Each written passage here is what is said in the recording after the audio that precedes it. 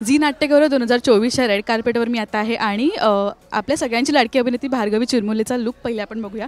खूप सुंदर दिसतेस ताई, एकदम एलिगंट ज्वेलरी आणि साडी तशीच. थँक्यू. मी एकदम मजेत. तू कशी आहेस? मजेत आहे. आणि झी म्हटलं की तुझं एक जुनं नातं आहे, पण आज जेव्हा रेड कार्पेटवर यायचं आहे किंवा नाटकासाठी नॉमिनेशन आहे, काय फिलिंग आहे, किती भारी वाटतं?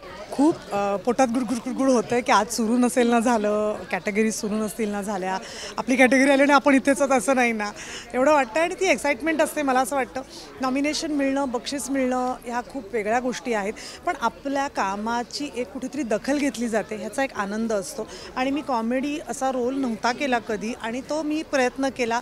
संतोष असेल, वैभव असेल, त्यांनी खूप बूस्ट केलं आणि ते झालं आहे, आणि त्याचं फळ म्हणजे आजचं नॉमिनेशन आहे. सो हा सगळा आनंद आहेच. शुभवीकडनं थोडं इन्स्पिरेशन आहे का? कारण का ती चुटकुले आम्हाला ऐकवत असते सोशल मीडियावर. नाही, तिच्याकडनं शिकण्यासारखं म्हणजे तिच्याकडे एक वेगळा ह्युमर आहे, तो थोडा शिकता आला. आणि मुळात नाटकामधलं माझं कॅरेक्टर खूप सर्वसामान्य गृहिणी आणि एका आपली आई जशी घरात असते, इथे रुमाल लावलेली आपली जी आई घरात वावरते तशी. सो माझी आई राधा म्हणजे माझी भाची अर्थात शुभवी, या सगळ्यांचं कॉम्बिनेशन घेऊनच ते कॅरेक्टर मी उभं केलेलं आहे. बारीक ऑब्झर्वेशन असतं ना की आई कशी करायची किंवा ते आपण पडद्यावर साकारतोय, तर ते ऑब्झर्वेशन तुझं आधीपासून होतं. म्हणजे कलाकार होण्याआधी आपलं जे परफेक्ट ऑब्झर्वेशन लागतं ना तुझं. मला असं वाटतं आपल्या आयुष्यात आपली पहिली हिरोईन आणि पहिला हिरो आपले आईबाबाच असतात, कारण इतक्या जवळ आपल्या कोणीच नसतं.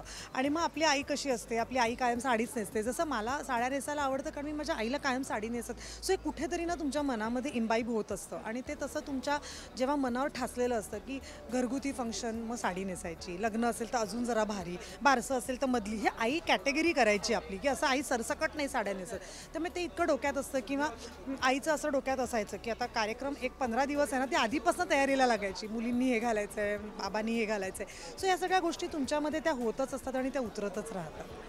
साखरपुडा आहे, तर इतकं भारी नको, लग्नासाठी भारी ठेवूया सर. त्या लग्नात नेसली होती, आता नको. हां, बरोबर, लक्ष करेक्ट लक्ष असतं त्यांचं. सॉरी, ते करेक्ट लक्ष असतं त्यांचं. तुझं कसं आहे? म्हणजे अरे हिने ही साडी नेसली होती, म्हणजे टिपिकल बायकांची थिंकिंग जशी. माझी मेमरी खूप स्ट्रॉंग आहे त्या बाबतीत, आणि प्रचंड स्ट्रॉंग असल्यामुळे मला लक्षात राहतं. त्यामुळे मी स्वतःचं लक्षात ठेवू शकते की हे दागिने मी आज नाही घालू शकत, मी हे गेल्या वर्षी घातले होते आणि त्याचे फोटो व्हायरल झाले होते, सो हे नको. किंवा अगदीच असं नाही म्हणणार मी, कारण आता आपण रिपीट करतो, काही हरकत नाही आहे करायला, स्टायलिंग करून वगैरे. पण येस, ते आता मी लक्षात ठेवून तेवढं अवॉइड आणि थोडा डिस्टन्स नक्कीच ठेवू शकते त्याच्या. नाटकासाठी नॉमिनेशन आहे, पण जर मी तुला आता विचारलं की प्रेक्षकांची दाद जेव्हा आपल्याला मिळते, आणि नाटक असं एक माध्यम आहे की प्रेक्षक थेट येऊन आपल्याशी बोलतात, आजवरच्या नाटकाच्या करिअरमध्ये तुला लक्षात राहिलेली, जी कायम लक्षात राहिली अशी एक दाद कोणती आज? मला असं वाटतं स्वतःला की प्रत्येक वेळेला प्रेक्षक येऊन भेटून जातो ना, तो खूप मनमोकळा असतो, तो खूप खरं बोलतो. नाटकानंतर तर त्या हे बघ, सिनेमा किंवा सिरियल आम्ही त्यांना लगेच भेटत नाही, आमचा एपिसोड पाहिल्यानंतर किंवा एक 2 दिवसानंतर आम्ही त्यांना मार्केटमध्ये भेटतो. पण नाटकाच्या वेळेला तर ते लगेच येतातच भेटायला. मला असं वाटतं एक असं नाही, पण त्यांच्या डोळ्यात जो आनंद असतो ना, की त्यांनी ते 3 तास जे अनुभवलेलं असतं, 2-2.5 तास आपण जो काही काळ म्हणूया, ते त्यांना जेव्हा ते व्यक्त करतात ना, काही वेळेला त्यांना व्यक्तच होता येत नाही, फक्त हात हातात घेतात आणि खूप छान, बस काहीच नाही बोलायचं. किंवा आम्हाला 2.5 तास तुम्ही हसवलं, आमची दुःख विसरायला लावलीत, हे जेव्हा येऊन लोक बोलतात ना, अर्थात आमचं कॉमेडी नाटक आहे म्हणून त्या पद्धतीने रिॲक्शन्स येतात, पण असं सांगितलं जातं की आम्ही विसरून गेलो, आम्हाला काही दुखतं आहे, काही नाही. एका बाईने सांगितलं मला, मी बेल्ट लावून आली होती पाठीला, मग ती म्हणजे मी विसरून गेले की मला हा बेल्ट आहे, इतकी मी हसत होते, वाकत होते, तेव्हा मला काहीच झालं नाही.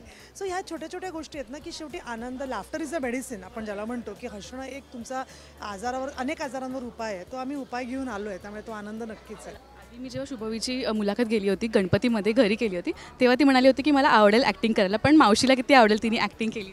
खूप जास्त मला आवडेलच, नक्कीच आवडेल. आणि मला हेही आवडेल की ती माझ्याबरोबर कधीतरी काम करेल. स्क्रीन शेअर करण्यासारखा आनंद नाही दुसरा. खूप छान वाटेल केमिस्ट्री. थँक्यू सो मच आणि ऑल द व्हेरी बेस्ट नामांकन. Thank you so much.